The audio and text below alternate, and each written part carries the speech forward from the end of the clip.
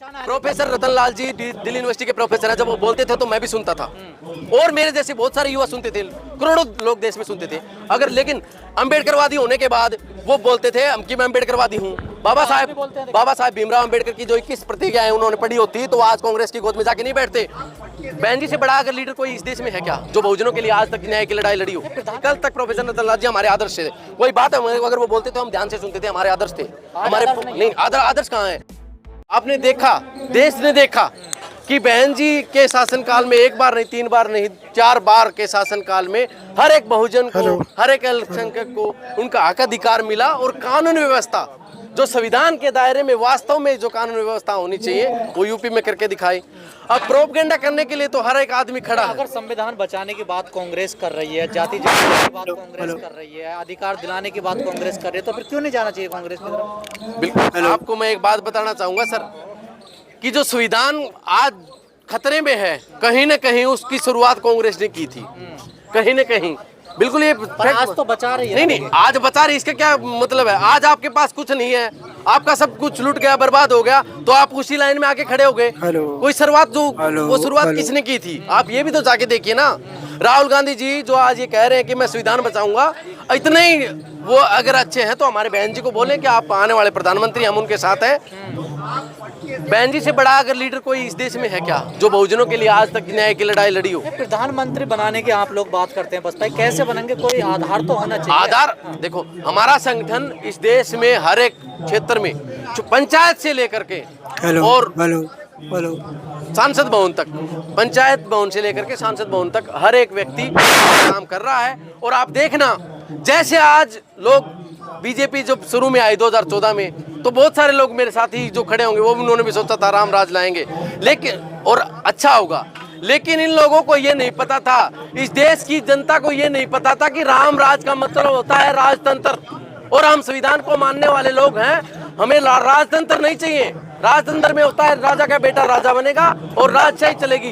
हम संविधान को मानने वाले लोग हैं, हम लोकतंत्र की बात करते हैं। अगर वास्तव में लोकतंत्र इस देश में चाहिए तो बिल्कुल आपको बसपा की अगर इतनी अच्छी नीति है तो फिर जनाधार क्यों उसका जा रहा है? बिल्कुल जनाधार, देखो बसपा आज सबको, जब तक, अब मैं एक कहना चाहूंगा कि बहुजन मूवमेंट से निकले हुए लोग सत्ता में आज हैं, MP बने हुए हैं, MLA बने हुए हैं, मंत्री बने हुए हैं, लेकिन आप ये बात सोच के देखिए कि जब बाबा साहब भीमराव अम्बेडकर की मूर्ति अगर सांसद भवन से तोड़ी जाती है तो वो लोग, तोड़ी नहीं जाती, हटाई जाती। नहीं हटाई जाती है, तोड़ी जाती है, एक ही बात मान लो, तो हटाई जाती है या कहीं और भी मूर्ति तोड़ी जाती है तो वो लोग बोलते नहीं है, उनको सांप सूंघ जाता है, उनके मुंह में दही जम जाती है, वो कुछ नहीं कह सकते, क्योंकि वो आज एक डोल होती है ना जिसको ऊपर से कोई कंट्रोल कर रहा है, नाचने वाली डोल, वो बने हुए हैं, वो कठपुतली हैं। वो इस देश के बड़े बड़े नेताओं का नाम मैं लेना चाहूंगा, अगर चंद्रशेखर आजाद अगर बहुजन मूवमेंट को इतना आगे बढ़ाना चाहते हैं तो उस मुद्दे पर बोलेंगे।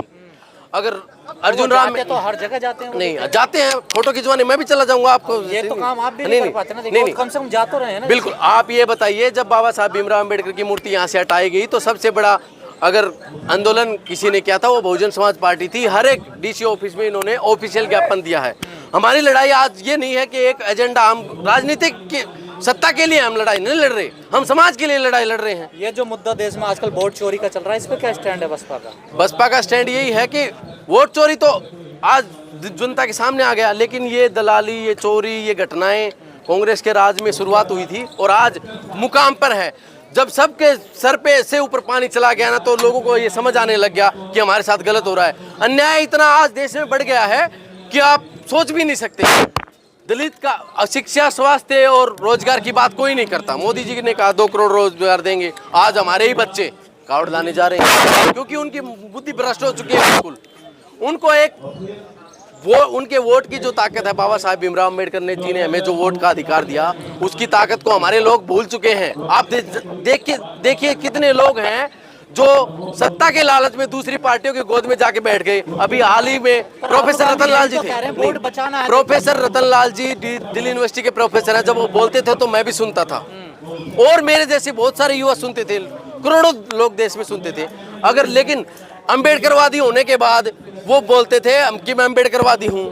बाबा साहब भीमराव अम्बेडकर की जो 21 प्रतिज्ञाएं उन्होंने पढ़ी होती तो आज कांग्रेस की गोद में जाके नहीं बैठते। इसी जंतर मंतर पे राजेंद्र पाल गौतम जी ने 21 प्रतिज्ञाएं ली थी कि मैं आम आदमी पार्टी में हूं, लेकिन कांग्रेस और बीजेपी में कभी नहीं जाऊंगा।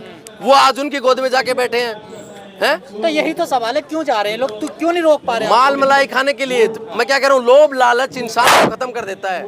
जब आज आपको ये पता चल गया, आप अभी 11 तारीख को एक घटना हुई भिवानी में, एक बहन का बलात्कार हुआ, उसके ऊपर एसिड डाला गया, उसकी आंखें निकाल दी गई, उसका गला रेत के हत्या कर दी गई। 7 दिन तक प्रशासन ने ये बोला कि हम 24 घंटे चाहिए, हमें 48 घंटे चाहिए, हमें 72 घंटे चाहिए। आज 7 दिन बाद रात को उस पीड़ित परिवार के पापा को, जो जिसकी बेटी का देहांत हुआ था, मर्डर हुआ था, उसको दबाव में ला करके प्रशासन ने कह दिया कि आपकी बेटी ने सुसाइड किया, सुसाइड नोट मिल गया, और बिल्कुल एक प्रोपेगेंडे के तहत उसको दबाव में ला करके और उसका अंतिम संस्कार करने की कोशिश थी। लेकिन लोगों में जागरूकता है अभी, तो वो प्रदर्शन आज भी चल रहा है। ऐसी ही घटनाएं हिसार में हुई, 2 दलित बच्चों को मारा गया। वो घटना क्या थी? यही थी। ये हुसैन के साथ इसका घर जला दिया गया, इसने कुछ गलत थोड़ी कहा है। तो इसमें रतनलाल जी क्या कर रहे नहीं, रतनलाल जी, मैं क्या कह रहा हूँ, जो अगर सामाजिक न्याय के लोग अगर वास्तव में हैं तो वो अपने पैरों पर खड़े रहे, उसी जगह खड़े रहे। वो बोले कि हम मर जाएंगे, मिट जाएंगे, बर्बाद हो जाएंगे, लेकिन नहीं खड़े रहे। जो बिक गया आप अपनाओगे नहीं उनको? बिल्कुल, मैम नहीं अपनाएंगे, बिल्कुल। वो हमारे नेता नहीं। कल तक प्रोफेसर रतनलाल जी हमारे आदर्श थे। कोई बात है, अगर वो बोलते तो हम ध्यान से सुनते थे, हमारे आदर्श थे। हमारे नहीं, आदर्श कहाँ है? अगर बाबा साहब भीमराव अम्बेडकर की 21 प्रतिज्ञा तो बीजेपी के साथ सरकार आप बनाओ और आदर्श बनो। नहीं, बीजेपी के साथ सरकार हम कब बना रहे हैं? नहीं, बिल्कुल। देखो, राजनीतिक दांव पेच खेलने के लिए तो सब तैयार हैं, हम ये नहीं कह रहे। वो दौर अलग था। आज के दौर में हर एक बहुजन है, वो लुट रहा है, पिट रहा है और बर्बाद हो रहा है। ना उनके पास शिक्षा है, ना स्वास्थ्य है, ना रोजगार है। और आप देखना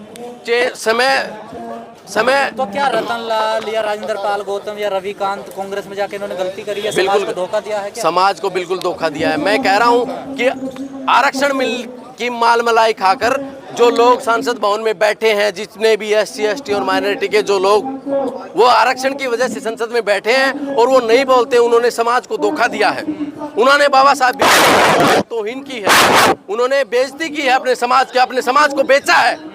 और ये बात कहते मैं कतई नहीं करता रहूंगा, चाहिए आज नहीं 10 दिन बाद बुलवा लेना मुझसे। लेकिन वीरेंद्र जी, जो रतनलाल बोलते थे लगातार, वही तो राहुल गांधी बोल रहे हैं। अब तो दो लोग एक साथ तो मजबूती आएगी, ताकत मिलेगी। देखो, राहुल गांधी जी तो जब बीजेपी उन पे ये कहती है कि ये मोमडन है, तो वो कभी कभी टीका भी लगा के यात्रा करते हैं। बता दिया ना, अगर सत्ता में बैठा हुआ आदमी अपनी सत्ता साधने के लिए, अपनी कुर्सी के लिए जो दाव पेच खेलेगा, वो समाज के लिए कुछ नहीं कर सकता।